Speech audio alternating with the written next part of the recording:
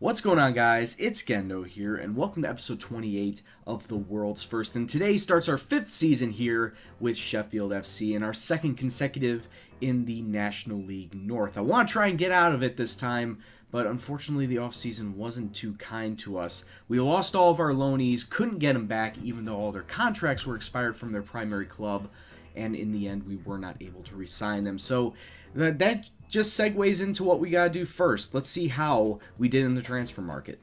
So as you can see, not a lot of movements, and to be quite honest with you, it was very slim pickings out on the market. It was very, very dry, not a lot of even passable players that we could have brought into the squad, and unfortunately, I don't have too many in my reserve or my under 18s to bring up that are even passable quality either. So that's why we only had 3 people coming in, but let's take a look at the outs first. Chris Hall, George Smith, Chris O'Leary, all leaving on free transfers, mostly because, well, they served their time and they weren't of any more use to us. Kyle Lewis, we were lucky enough to get money for him. We sold him off to York City for £5,000. He was in the decline. Didn't like how slow he was becoming. He wasn't good in the air to begin with, so I might as well just get rid of him, and I'm really glad that somebody actually took him for money. And then finally, Chris Fawcett was a striker that just wasn't developing. I had him in the reserves, loaned him out a couple of times, but in the end just wasn't going to break into the squad. So let's take a look at the 3 players that are coming in, that are secured in with the club. And first is Sean Holland, an 18-year-old striker who can also play center attacking mid, so I can use him as a backup to Alek Przespolewski. However, the only thing I don't like about him is his slow speed. Yes, he has an 8 in pace, agility, and acceleration, but it is his attacking stats that I did like on him. A 15 in finishing. He had an 11 in composure originally. That's down to a 10. Hopefully it doesn't continue to go down.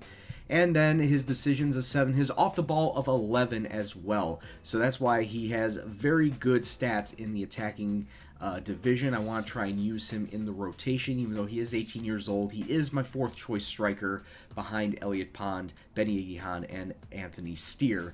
But other than that, he is a good prospect for the future, and he will be featured in mostly the under 21 side because I want to try and build him up. Next coming into the squad is a 24-year-old Englishman who goes by the name of Kieran Tarby. The defensive midfielder is coming in from Abingdon United, and we actually paid for him. We paid £4,000 to bring him in, and to be quite honest with you, it is a little bit too much. But at the end of the day, like I said, the market was really dry. I really couldn't pick up anybody on a free that had of any decent quality. So let's take a look at some of his stats. Defensively, looks fairly solid. 11 marking, tackling, a 12 in positioning. But much like Ollie Norris, he is lacking in the speed department. 8 pace and a 9 agility and acceleration. But he is going to be, sharing time in the defensive mid role with Ollie Norris, as that's why I really brought him in as cover. So other than that, he is a little lacking in the aerial spots, but nothing too out of the ordinary, and I think he'll be a fine rotation player. And finally, it is the return of Jack Broadhead. The 24-year-old center back has rejoined us for £11,000 per year, maybe a little slightly more than I wanted to, but we really had no other option at center back. I got rid of Kyle Lewis, and I needed to fill that role with somebody, and in steps Jack Broadhead, who I had him in like 2 or 3 seasons previously. Didn't do all that well then, but he has matured. His stats have gotten better this time around. I want to say his marking and his tackling have gone up at least 1 or 2 points, and his speed is still relatively the same, 11 pace, 11 acceleration. So definitely a good option, definitely going to be using him in the rotation, but at the end of the day, I need more. I honestly need more. 3 people coming in out of 5 going out, definitely not what I had in mind, and that's on top of the 4 loan players that we used to have. So this is what our squad looks like, to be quite honest with you. It is very bare bones. We have the starting 11, and we have the complement of 5 subs on the bench at least, but other than that, we don't have anybody. The only other person that I could possibly bring up is Piers Oates, who's sitting in our under 21 side, but other than that, everybody is at 1 star or below, and I really cannot bring them up. I cannot risk my squad being so bad in this division. We really need to continue on with trying to look for players, if we can try and sign them outright, or can we try and loan them in. And if we can loan them in, the better. Our wage budget is fine, but our overall balance is completely in the shit. So enough of the squad bitching, let's actually get into the match. And today we're going to be starting with Tamworth at home. What a fine way to start the season. They're going to be coming out in a 4-4-2. We're, of course, going to be using the 4-4-2 narrow diamond we've had for the past couple of seasons. And this is who we're starting. Callum Williams will be in net. Fezza Curley, Kennedy, McJanet, and Duxbury along the back line, with McJanet finally getting a couple of starts that he's been desperately needing since last season. Our defensive mid will be Tarby, with the two center mids of Gascoigne and Luke Wright. Our center attacking mid is Alec, with Benny Igihan and Elliot Pond sitting up front today. And as you can see on the bench, we have Ali Norris, Kieran Coupe, Sean Holland, Anthony Steer, and Jack Broadhead. Really, that's the whole squad, so you might as well say who's going to be there in the first place. I'd love to get off on the right foot, since we do have a match in just 2 days' time after this. So starting off the season with a win would be great. Cross fingers, hopefully it happens. So let's kick off and see what happens. So it may be the new season, but same old possession-based football that is not getting us the results. Free kick though, Lewis Kennedy trying to swing it into the box. Falls to Andy Gascoigne. He takes it one time, but it's a good save from the keeper. And in the end, the chance goes begging. 34 minutes on, good block away, but Fezza Curley cannot get there. He's not fast enough, and it's a wide open net. And Tamworth have taken the early lead. Adil Nabi makes it 1-0 after just 34 minutes. Now this is something I hope we don't see too much of over the course of the season. Just a lot of teams running past us, so decent cross in, and it's a wide open net. We really can't do much about that. We could try, but as of right now, we can't. Throw in for Tamworth, and is taken off the ball. Alec Przepeleski. There is 1 minute of stoppage time on the clock, and we haven't even gotten into the 45 minutes yet.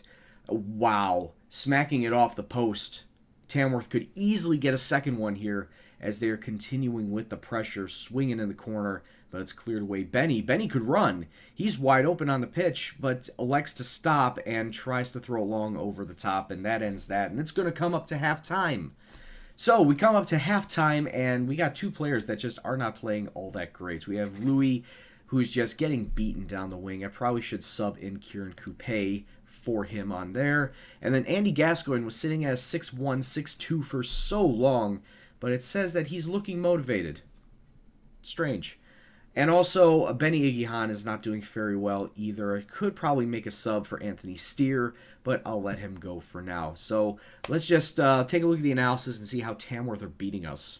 So Tamworth not really doing much in the way of attacking. Their only goal coming off of this one lone cross. So we really need to try and close down number 10, who would receive that, Adil Nabi, as well as probably 9 and 11, but 10, Adil Nabi is the main guy that they're running their offense through. If we can shut him down, maybe we could shut their offense down.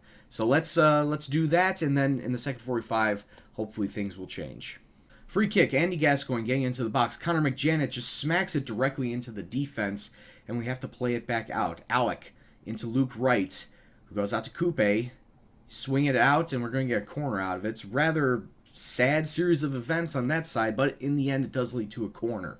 Kennedy going far post. Just a minute later now, and Tamworth coming forward once again. Our defense is looking very powerless to stop it, and off of a really short angle shot, Colby Bishop makes it 2-0 to Tamworth. This defense really needs to get it together. I know it's the first game, but they are looking really out of sync. That was a good through ball. Bishop, I was hesitant to think that he would have scored that, but you know, he proved me wrong. With about 17 minutes left to go, Tamworth once again pushing forward, the long K name, throwing it into the box, and Bishop gets himself his brace. It's 3-0 to Tamworth, and we are just looking very hapless and helpless in this opening match. Well, I gotta say, at least we know what to defend. We know what to look for going forward. We gotta stop, these cross guys coming in and, getting off their decent crosses. And Tamworth are still not ending that. Oh my God. Callum Williams spilling the ball in front of his area. And Adil Nabi right there to pick it up. The defense just letting him run through. It's 4-0 to Tamworth. And we have not set ourselves up to have a great start. Williams could have done better. That Paul, what are you doing, mate? What are you doing? Should have held on to that. That was weak. That was so weak. I really don't know what to say, boys. We went from a team that looked semi-competent last season, finishing in 10th place, and now we lose 4-0 on opening day to Tamworth. No, I'm not pleased about it either. things need to change, and maybe if we can get some more people in, some half decent people, maybe they can help bring the spark that we need. But other than that, I'm just far from pleased with what I saw from this team. Great, some of them seem motivated, others don't look arsed. So let's take a look at the schedule and see when we'll be coming back next, and hopefully we'll have had a decent run of form by then. So this is what a run of form looks like going forward, and I want to say that maybe we should come back in like a month's time, maybe a little longer than a month's time, and the closest one I see is Cheltenham. I believe Cheltenham used to be a League 2 team as far as I remember, so to see them drop all the way down here to the Vanarama League North, that's a something. I mean, sure, they may get automatically promoted back up. They may get into the playoff spots. I believe they're predicted to be in the top 5. So I think that would be a great test for us when we come back. Obviously, get more players into the squad, hopefully build up, and hopefully have a good run of form going into that match as well. So when we come back, we're going to come back versus Cheltenham at home. So until that time, I'd like to thank you all very much for watching. If you like what you saw, please hit the like button. Subscribe if you're new and you want to see new FM content on the channel. Any comments, suggestions, questions, anything else, please leave in the comment box below. But as always, this is Gendo, and I'll see you in the next video. Take care, and peace out.